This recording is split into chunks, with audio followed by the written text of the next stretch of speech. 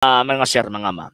Actually, ito po, meron pong tanong na isinend po sa akin or ipinadala po sa amin kasi hindi po siya nagpakita eh. And isinulat po nila and yun, pinirmahan po nila dito na talagang sila po nagtatanong, hindi po ito galing sa amin. So, ang first question po niya, itong 6 questions na tinapon po nila sa atin mga sir, mga ma'am, is ang hinahanap po nilang mabasa dapat letra por letra. Kasi itong mga ano ito at itong mga kaibigan po natin mga sulpot, mga sula eskriptura po ito sila eh. Kapag hindi po mabasa ay wag pong paniwalaan. So ngayon, kaya nga ang style po nila para makakalusot po sila sa argumento, hahanapan po tayo ng letra por letra. So ang sagot naman po natin diyan mga sir, mga ma'am, hindi po tayo ang Santa Iglesia Katolika Apostolika Romana, hindi po tayo or wala po tayong pananampalataya na tinatawag na sola scriptura. So ang nangyari po kasi, kahit na dito, pag meron po magtatanong, maghahanap po ng mabasa, bakit po kasi yan yung pananampalataya po nila, pinapakain po sa atin. Hindi po pwede yon. Bakit kasi ang pananampalataya po natin, hindi po sola scriptura. Ang pananampalataya po natin, yung mga katuruan po natin, nakabase po sa Biblia, implicit and explicit. Hindi lang po explicit lang. So kaya kung tatanungin po kami, letra por letra, ito lang ang sasabihin po namin, ay hindi po namin yung pananampalataya. Huwag niyong ipakain sa amin yung pananampalataya ninyo. Sasagot kami according sa katuruan ng Santa Iglesia Katolika Apostolika Romana. Bakit po kasi ang katuruan ng Iglesia Katolika galing sa katuruan ni Kristo na never nagturo about sola scriptura. At never nagturo yung mga apostol po noon na kapag hindi mabasa, huwag paniwalaan. Wala po eh. At lalo na po, hindi po sinabi ng Panginoong Jesucristo, dapat kung magtuturo ka, mabasa letra por letra. Wala po yan sa Biblia. Pagkatapos ipapakain nyo sa amin, yung word na letra por letra.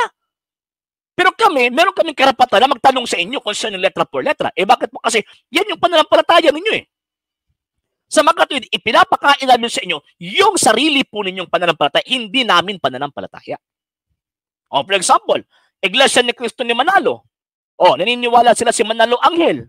May mabasa ba yan sa Biblia letra por letra? Wala. Sila yung mismo natamaan. Sarili po nilang katuruan.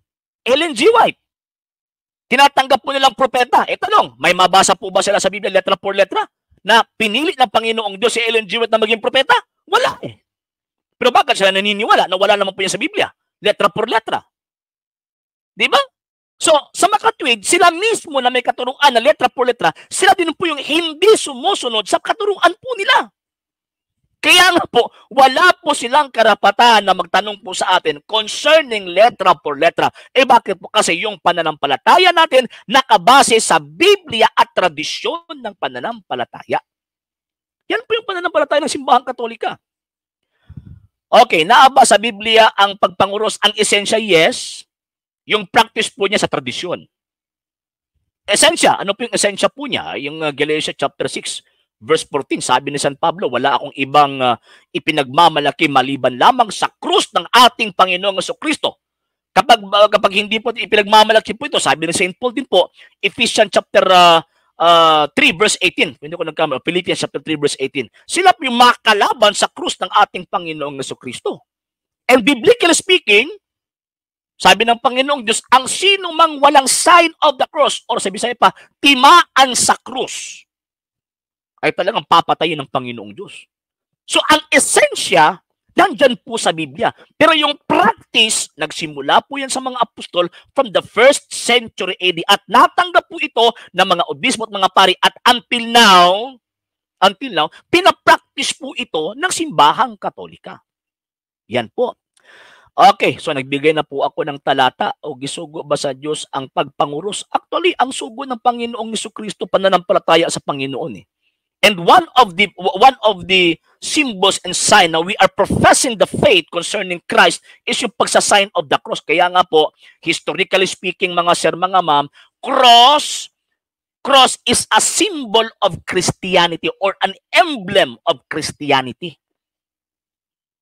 Yung mga Muslim, meron silang crescent moon, di ba?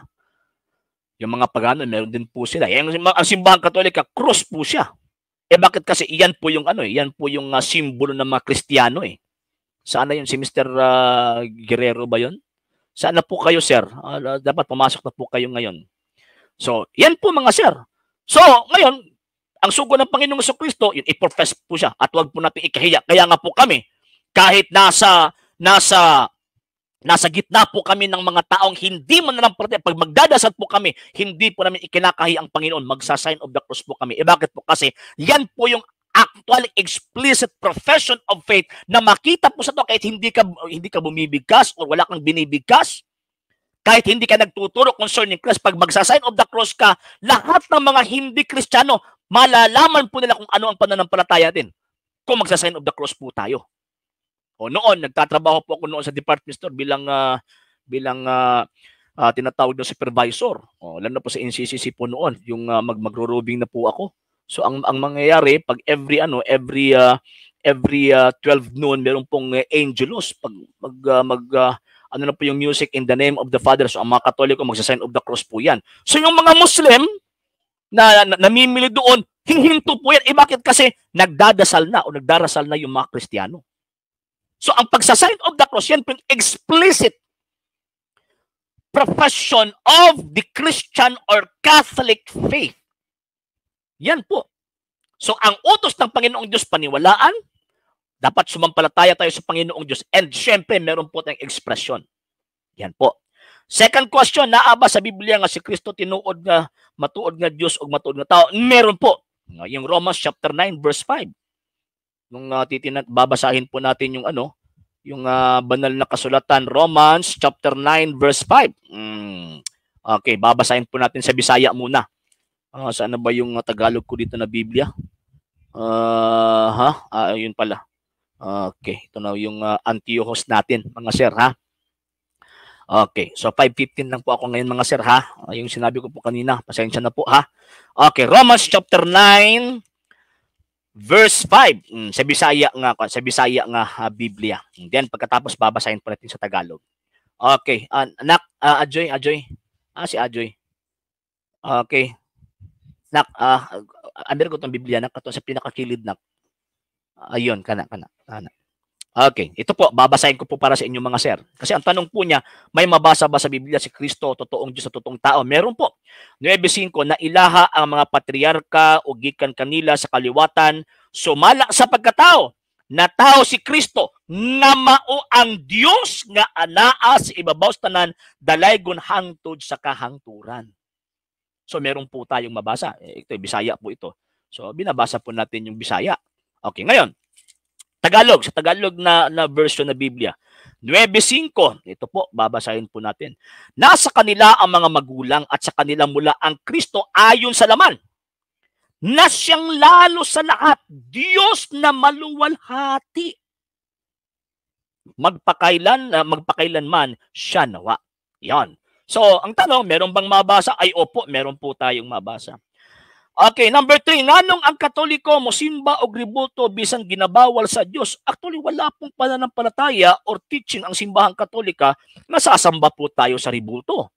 Bakit? Kasi ang katuruan ng simbahang Katolika, now this is the Catholic faith, we worship one God.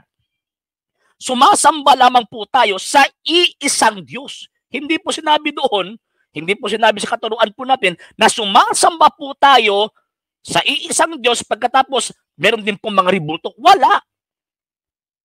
Kaya nga po tayo mga Katoliko, pag dadasal po tayo, Ama namin, sumasalangit ka. Hindi po natin sinasabi na Ama namin, pinakaw ka sa ribulto. Para sasabihin na talagang ipinagbabawal po yan ng Diyos. So, yun, hindi natin katuruan nasasambahin ang ribulto and never na ang mga Katoliko sasamba sa ribulto. Bakit? Kasi pag magpo-procession po tayo, ang binibigkas ng mga Katoliko, pray for us, pray for us. Holy Mary, pray for us. Saint Peter, pray for us. Hindi po sinasabi na statue of Saint Peter, pray for us. No! At ang sinasabi po natin, yung binibigkas po natin, ay pray for us. Hindi po sinasabi natin na we will worship you. Yan po. So itong pangatlong tanong ay talagang bangag na klase na tanong. Bakit? Kasi wala naman po tayong katuruan na sasambahin yung rebulto eh. Okay, so ngayon, pang-apat, nganong bawal sa pari ang mga asawa? Bakit daw po bawal daw po sa mga pari yung pag-aasawa? Bakit kasi ang banal na kasulatan po nagsasabi, ito po, St. Matthew chapter 19, verse 12. Okay, ito na po yung sinabi ng banal na kasulatan. 19:12. Ito po yung sinabi ng Panginoong Jesucristo. Siyempre, kung ano po yung sinabi ng Panginoon, hindi yan po yung susundin natin at maniniwalaan. Okay, 19:12. Ito po, babasahin po natin ha. Chapter 19, verse 12. Sapagkat may mga bating, San Mateo? 19.